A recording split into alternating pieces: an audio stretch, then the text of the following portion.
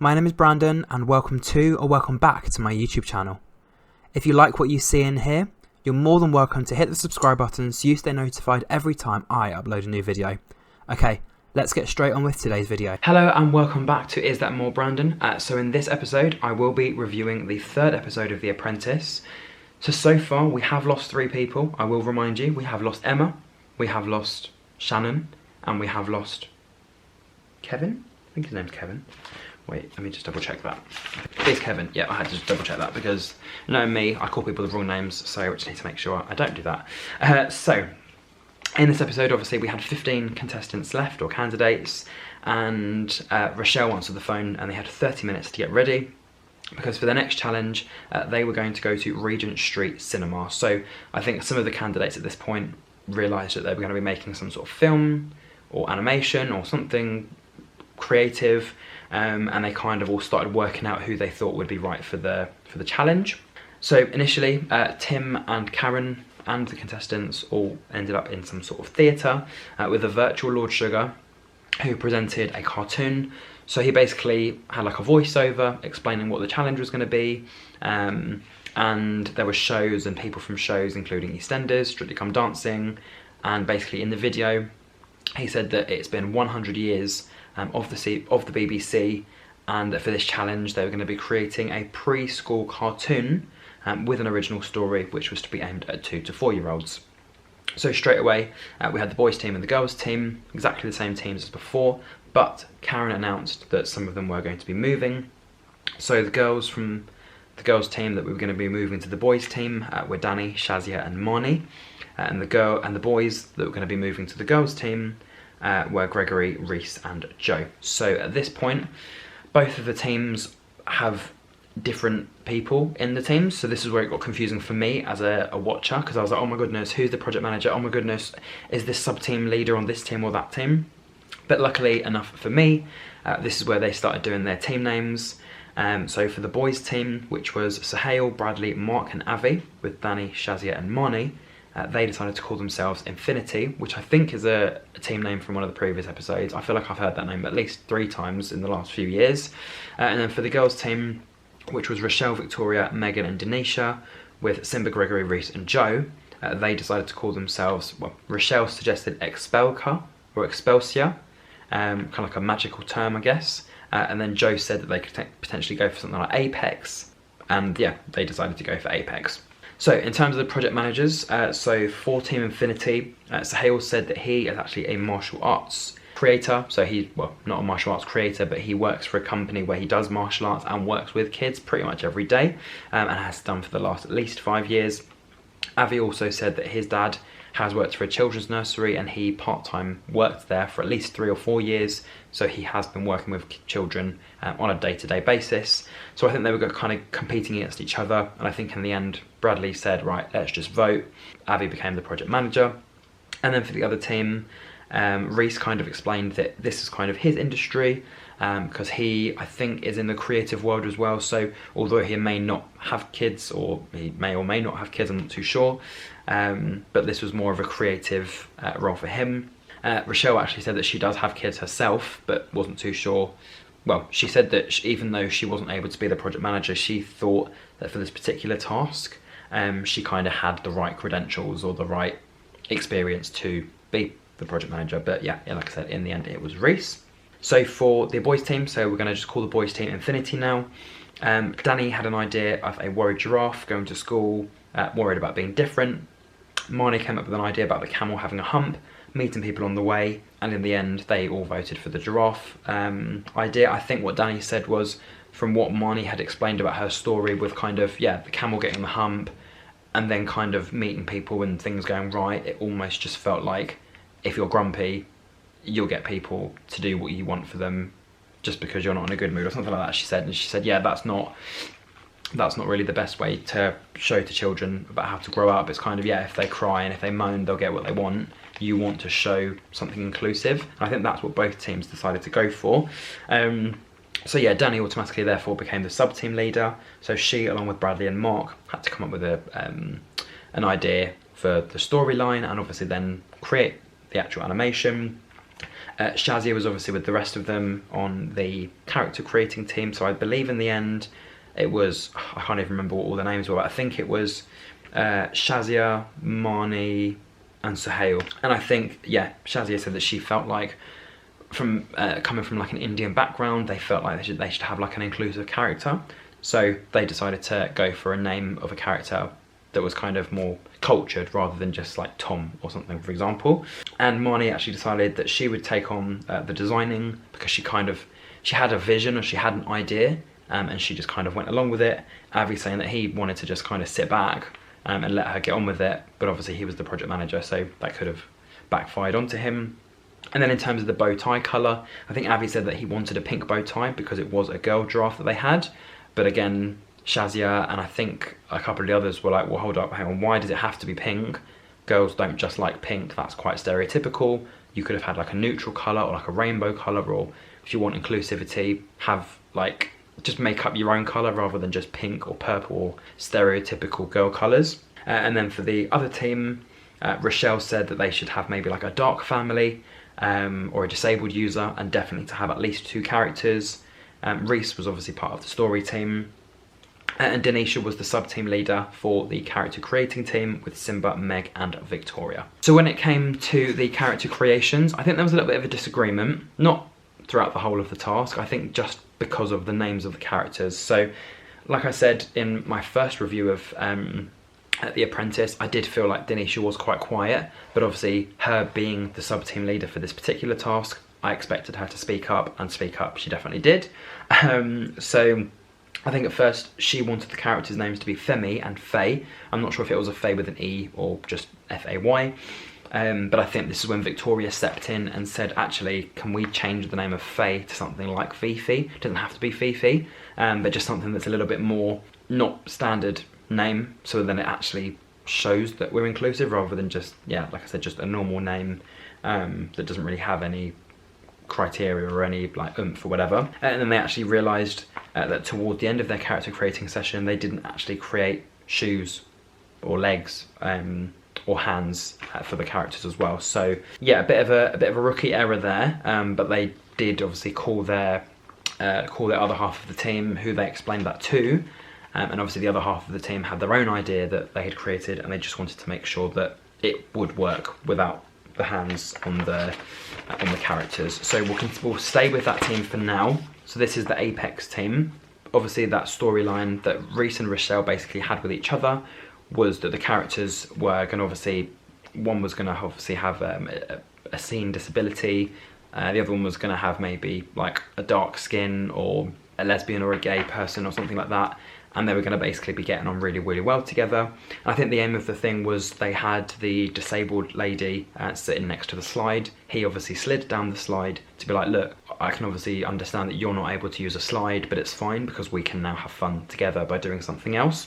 Joe didn't really understand the storyline, or I think he understood it, but he questioned whether it would be fun. And then obviously Reese said like to his little team that they potentially could do a clapping game, because obviously everyone, like pretty much everyone can do that. And obviously unless you've not got hands or something like that, but for this particular example that they had explained, the clapping game for the characters was a good idea. But then on the phone, having known that characters don't have hands, they worked out if you could still move arms, so they ended up having it where the arms were being able to allow the characters to clap. And then, yeah, in terms of where the characters were going to be placed and in terms of the front of the animation, Denisha wasn't really sure, and it was kind of Victoria who stepped forward again and said that Femi and Faye should be facing each other. Again, she wasn't really happy with the name Faye, but she still kind of accepted that and continued with the task. And then they should have like a basic font, kind of like a children's font just on the screen. In terms of the adverts, obviously they were able to show them to a group of professionals who were obviously in the industry. So I think you had the CEO of CBBC, you had Angelica Bell, TV presenter, you had a lady from another company, and then you had a guy from, it sounded like the name of like a magic trick, but it was like another magical company. Well, not a magical company, but like a kids company. So first they watched the giraffe advert. Shazia explained that she didn't feel like the advert was inclusive, and obviously when she was showing the idea with the team before they did that pitch, Sahel actually said that they all seemed to be on the same page and she was just not on that same page. And they obviously then did their market research, took it to show it to parents and children, and then the parents basically said that the words were very fast, they were a little bit too fast. You need an easier name for the giraffe, because I think the giraffe was called Yogita, so you needed like maybe a 2-syllabled name or just a completely different name, and also just a shorter poem, full stop. So it was just very, very long. And then in terms of the actual pitch itself, so before they went to the pitch, I think this was where Avi had to decide who he wanted to be on the pitch or not. Shazia said that she wanted to be put forward for the pitch purely because she had created the character. And then Danny basically jumped in and said, well, actually, no, I came up with the character, you just came up with the name. So her and Shazia switched teams. So Danny ended up being as part of the pitch, and Shazia was kind of obviously watching from the sideline. And then in terms of the other team, Team Apex, they also watched their own advert before they went to do their pitch. Reese said that obviously they realised that the characters don't have any hands or feet, but they still needed to try and sell the product. And then Victoria said that Denisha was sticking with the names that she initially suggested, and yeah, that they had a little disagreement, but I don't think she raised that issue enough. It seemed like to the rest of them that they had resolved that issue, because I think that's how she explained it. She said, yeah, we had a bit of disagreement over the name, but it's all been resolved now, rather than actually explaining that the issue potentially still wasn't resolved. And yeah, Megan basically said that after watching the video that she hopes 2-year-olds will understand the story of how the two characters are interacting and how it's an inclusive video. And then again, at their market research, the parents said it was nice to see different people together.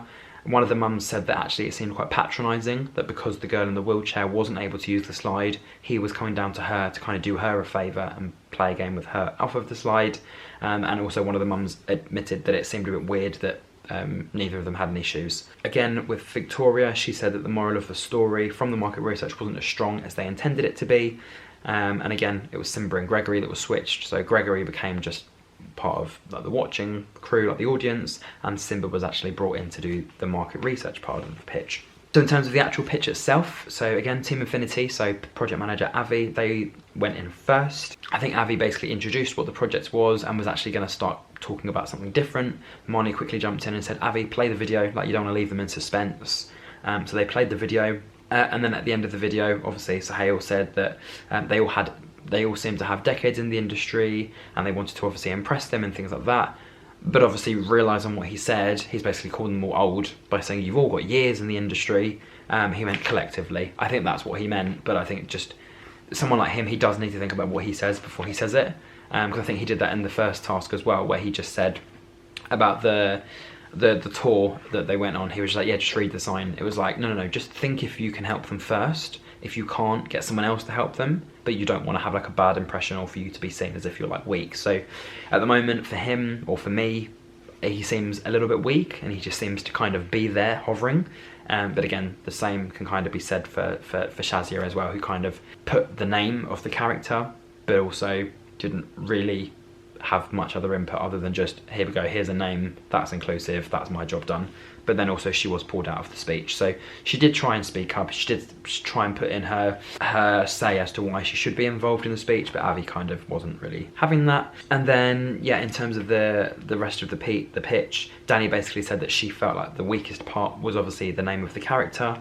Yeah, that was pretty much that team. In terms of Team Apex, obviously they did their speech, they played the advert, and Rochelle said that the 2 to 4 year olds wouldn't understand. I think the people on the panel said that it seemed like it was actually non-inclusive, it was actually exclusive, the fact that he could use the slide and that the girl character couldn't. But yeah, that's when she replied and said, actually I don't think 2 to 4 year olds would understand that. They would just see it as a fun advert or a fun thing to watch. They could then see the whole story and see how the whole story flows.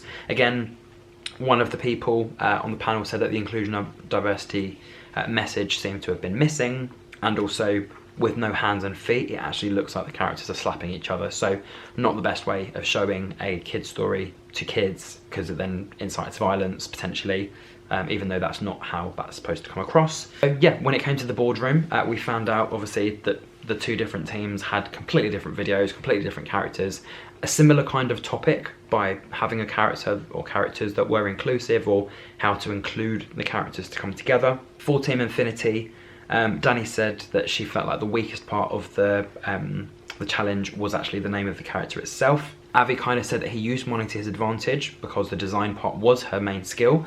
And I think that's when Lord Sugar said, well, actually, you were the project manager, so yeah, why were you kind of just letting her do everything? And Lord Sugar actually said that Mark sounded a bit like Ray Winston in the advert. And Lord Sugar actually also said to Danny, is there anything you didn't do in the task? And she said, no, the only thing I didn't do was create the name of the character, which was obviously Shazia's part of the task. And she said she created that name because she wanted to have something that was inclusive and diverse, which is absolutely fine. It's just that the name that they chose for the audience that they were creating for didn't really match. I'm sure there's a lot of 2-syllabled inclusive names that you could use or you can make up that isn't a 3-syllabled name that maybe it's difficult to pronounce, for example. And then with the other team, Team Apex, I think someone said that Joe didn't like the idea, and I think Joe basically said it's not that he didn't like the idea, it's just that he didn't understand how the topic would be approached by a 2 to 4 year old or for that particular age group. And again, Denisha and Victoria having their little disagreement on the name that they picked for the characters. Denisha going for Faye, Victoria wanted something a bit different, something like Fifi, for example. But then also thinking about the name Fifi, you have the characters Fifi and the Flower Pots. I know that because I think I saw an episode of it once for a bit of a laugh. So maybe Fifi also wasn't a good idea, but yeah, probably better than Faye. Again, Rochelle said having hands and feet would have been good. Denisha kind of said that it seemed a little bit strange for the characters to not have hands. So what about the clapping aspect, that they weren't able to clap? And Simba basically said that Greg seemed to have added the least to this task. And in the end, it was Team Infinity that actually won, with all the experts saying that the cartoon was the best. And they were all treated to go into all pit cocktail bar in East London. Obviously for Team Apex, which was by project manager Reese, he basically said that yeah, the failure of the task was probably just a mix of all of them. And I think before he brought people in, they had a team discussion with Lord Sugar where he basically was trying to get his piece across, but obviously everyone was talking over each other, and he just said, yeah, let's not talk over each other, let's actually all have our input one by one. And Lord Sugar said that all of the experts unanimously agreed that it was not fun, it wasn't really that engaging, and it seemed to be more of like an information commercial than an advert or a story time for young kids. Again, I feel like the only conversations that were going on here was obviously Denisha and Victoria with the name issue, the fact that Gregory hadn't actually done anything for this task, that Joe didn't understand the story, and that project manager Reese didn't really project manage. He project managed well, but the actual concept of the story wasn't as they had planned it in the actual planning. And then yeah, he decided to bring back in Gregory and Denisha purely because of those reasons. I think what he said was, in terms of the idea of the story, it wasn't just down to him, but it wasn't like anyone else pointed out that it wasn't a good idea. So that's why as a team they failed. It wasn't just his responsibility, which is why he felt like he shouldn't leave. He felt like Gregory didn't actually do anything, and I think Denisha added at this point that because Gregory said it wasn't his industry, he literally just almost gave up, or almost just didn't want to get involved at all. And I think that's the thing with this show. You are going to be doing tasks and you are going to be doing things that you've never done before. And in business, you have to just take risks and you have to just be able to work with people, or at least use a different skill. If you can't necessarily lead, you can sell. If you can't sell, you can get contacts on board or whatever. But if one skill doesn't work because it's not your industry, just use a different skill. And then, yeah, in the end, obviously, Lord Sugar decided that it was time for Gregory to go. Although he did very well in the first task, he just can't sit back and wait for the perfect task to come along, which he joked about would be something canon related. So he was removed from the process. And then for Reese and Denisha, obviously they both managed to stay, but he said to Denisha that he wanted her to prove to Lord Sugar that she was able to actually control people. So for the next task, she was going to be the project manager. In terms of the next task, so when Reese and Denisha got back to the house, had a little ring at the door, Mark opened the door, it was Lord Sugar. He came in and said, I'm not here for a social, I'm here to tell you what the next task is. They're going to Brighton and Hove, and they had to basically find 9 items to buy for the lowest price possible. And the team that got the most items for the lowest amount of price possible was going to win the task. And obviously at least one person would be fired after that task. And they also changed the teams up as well. So from Infinity to Apex, we had Mark, Marnie, Sahale, and then from Apex to Infinity, we had Simba, Rochelle, and Joe. So I will write those new teams out, but yeah, we have a bit of a mix of people where 3 have gone one way and 3 have gone the other. So let's see what happens now in terms of episode 4. So that was it for episode 3 so far. Like I said, we have now lost Emma, we have now lost Shannon, we have now lost Kevin, and we have now lost Gregory. So 2 guys, 2 girls. We have 14 people left. Again, I think my front runners are still the same. I did think obviously Gregory was one of my front runners, but obviously now he's gone. I still think Joe's very, very good. I think Simba's growing on me a little bit. I think, yeah, from the first task with the sales situation and the ticket thing, it's not that I wasn't a fan of him or I didn't like him, it was just that I felt he was maybe trying to rush a little bit, or he felt like he was a bit under pressure, but I felt like he is starting to woo me a little bit. And then obviously with the girls, I still like Victoria, I still like Megan. I'm glad Shazia spoke up a bit, but there's not really much there for me to judge her on so far, because she has only given a name for a giraffe. And Rochelle, I think again, similarly to Simba, she is good, but she is probably just a little bit too quick, or just a bit too snappy. So it would be nice to see what she does as well. Marnie is still good. I feel like she's still one of the front runners. So I think if I had to pick a top 3 now, I would say Joe, Marnie, maybe Megan. Joe, Marnie, Megan, or Joe, Marnie, Reese. I think they're probably my top 4, Joe, Marnie, Megan and Reese. So let's see if they make it to the top 3 or 4. And if they do, I told you so. So yeah, that's it for this episode. Don't forget to like, comment, share and subscribe. I'll be back next week for another review. And until then, thank you for watching and goodbye.